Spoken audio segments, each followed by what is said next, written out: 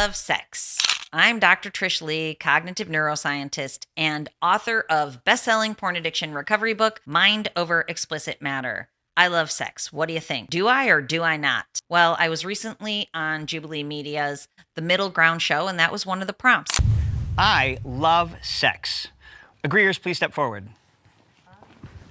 This is one I can get behind. It was me with 3 other people who are proponents of nofap, or a lifestyle without porn and masturbation, against 4 porn performers. The prompt came up, I love sex. I think everybody in that room thought I wasn't going to step forward. 7 of us stepped forward, including me. The person who didn't was on my right, gentleman I homied up with, who was an ex-porn performer, and he honestly had to stand back in the light for a really long time until he was able to join us, because such discussion ensued.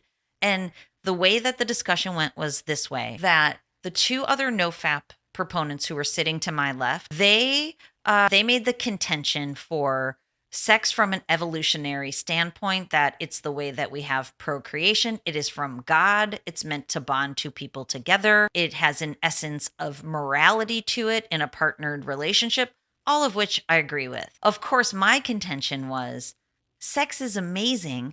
And I already shared this with you, but when I met my husband, we had such a connection. And the truth is, I was coming off of another relationship that I didn't have the connection that I had with my husband. In my former relationship, I was working off of my subconscious programming. I come from a family of 6 kids, 3 boys and 3 girls. I'm number 5. So as number 5, I was doing what number 1, 2, 3, and 4 did. I'm going through the motions with my subconscious programming. I got married.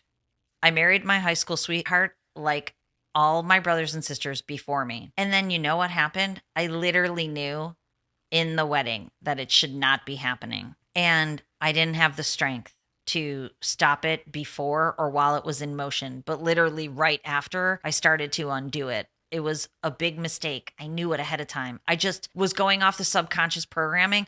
I didn't have the strength to reprogram myself at that point to have new programming, to do the things I knew in my heart were good for me. Anyways, I called that off and we went our separate ways.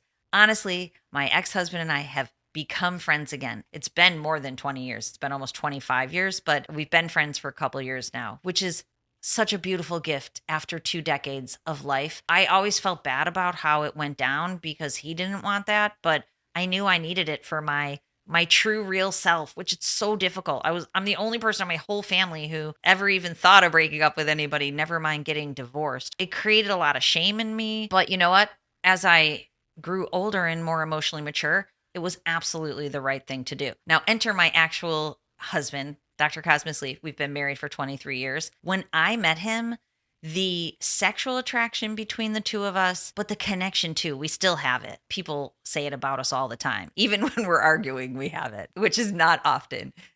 When I met him, I literally have never felt that attraction to another person since or before, which I think is so cool. We had the sexual attraction. Like I told you, we were partying our booties off, but at the same time, we were enjoying intimacy in so many different ways. Plus we had a really healthy sex life, which led to our very large family. That attraction is still there. I think it's the greatest gift in the universe that you can feel so connected to another human being above all the other human beings. Now, this is what porn is taking away from people. This is what hookup culture, dating apps, social media, it's taking away that one person that you feel so connected to. And this goes back to neurobiological mechanisms. Brains attune. And I think a cool thing about healthy sexuality is when you're having sex, or even if you hug somebody that you love, your brain, your heart, and your genitals are lined up, your sex organs.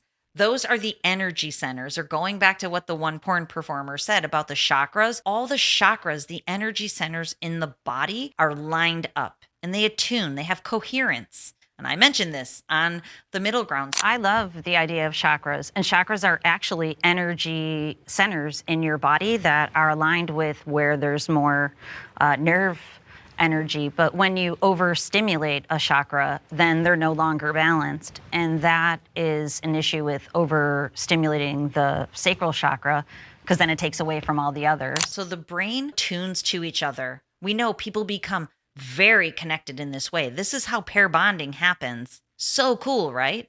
And that's why when you take hypersexualized culture and you add in acts that take away this connection in that way, that it's devastating to relationships. The one porn performer's like, I don't want to just have vanilla sex all the time. That's super boring. I'm not saying you have to have vanilla sex all the time, but I am saying when you are aligned in this way, you are attuning your body, your brain, your nervous system, your heart, and your sex organs to your partner. Very powerful magnetism between people. And it is evolutionary in nature because it's what keeps people together. And it's also, as the mom of 5 kids, sex has to be pleasurable because childbirth is incredibly painful. And I've had 5 children, so it has to be pleasurable or you would literally never do it again and there'd be nobody here on earth, so, it's important. My husband still mocks me. It's terrible and I smack him every time he does it. The guttural sounds that came out of this person here when I was giving birth to my children, it's like a marathon and you can't stop it. I gave birth to all my kids at home. Very natural experience. Grueling.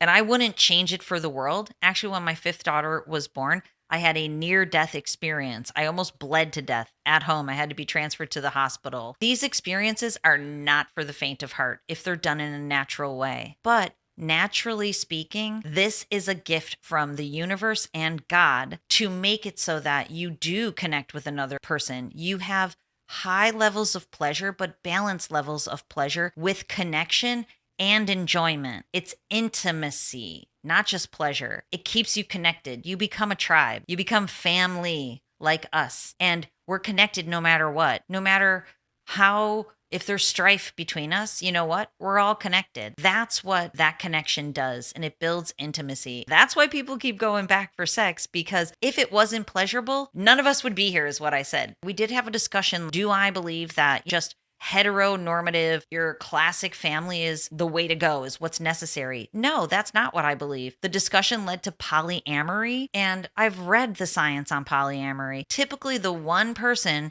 who is the partner to all the others, or the ringleader, think Jonestown, that's the person having the most pleasure, and the other people are the objects of that person's pleasure. And we agreed, the porn performers and I agreed throughout the discussion, that of course there's individual cases, but this is what happens on the regular. There's the rule and then there's the exception. And the one porn performer said that she knows a person who has 3 parents, 2 moms and a dad, and that they're all very happy. Again, they might be drinking the Kool-Aid, they might be in the goldfish bowl, but they might be happy for now. And it could be 3 alcoholics, who knows? But the idea is, like, there is the rule that for most people, they want to have a partner that is they are connected to and they're pair bonded, not tri bonded. One thing that we did agree upon, the porn performers and everybody, is that they kept characterizing porn as a performance, as a job, and that they don't feel connection with the other actors and performers.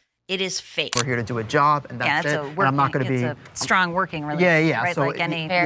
So it is different in that way. I don't feel like genuine connections as far as like on a deeper level, I guess. I usually can't even get off for the person on set. It's an acting job for me. When it comes to my pro scenes, when it comes to my personal side, that's a different. That's a whole different story. But yeah, it's completely different for me. It's artificial. It's fake in the way that it's made. It's fake in the way that it's consumed. That was agreed upon. And that they're uncomfortable a lot of the time. And that it's enhanced to make it look like everybody's having a good time. And then they also agreed that intimacy and vulnerability and connection within a real sexual relationship, that's the spice of life. What I want for people is they can connect with real human beings and have a back and forth of intimacy in the real world. Yeah, I would love that for them. Yeah, no, I I love totally that. agree with that. All right, moving on to the last and final prompt. What do you think I said? This one's an easy one. Porn is a net